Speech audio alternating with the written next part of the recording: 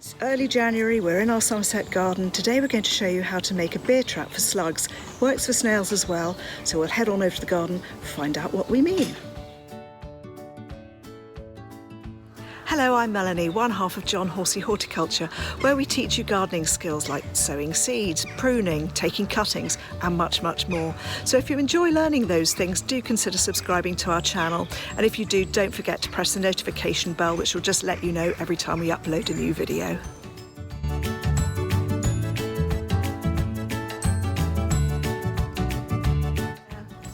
Okay, today we're going to look at the problem of slugs and snails. They must be one of the most damaging animals in the garden.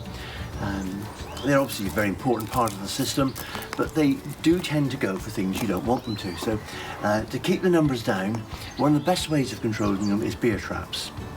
Now you might well be saying to me that little blue pellets are very good, but those little blue pellets are full of poison, and we don't know the effect that's having on our wildlife, our birds and our frogs, toads and things, newts.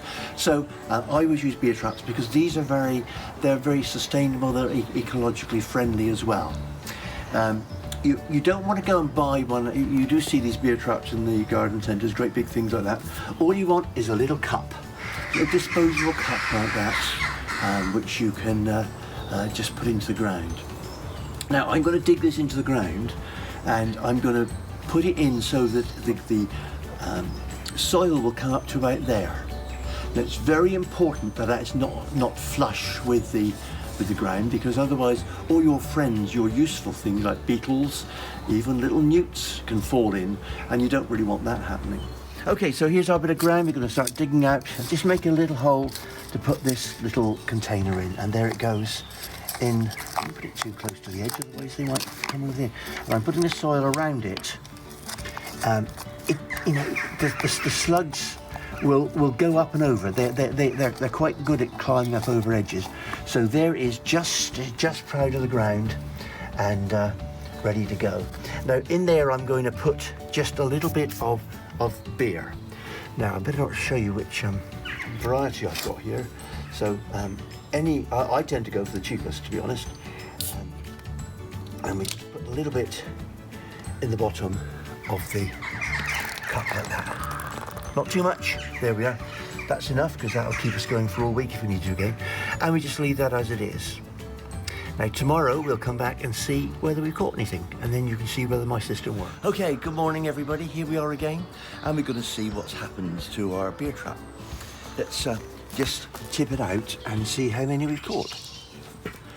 Put it to one side, let the water go. Oh, hang on, have we got any at all? Oh yes, look at that. How many have we got there?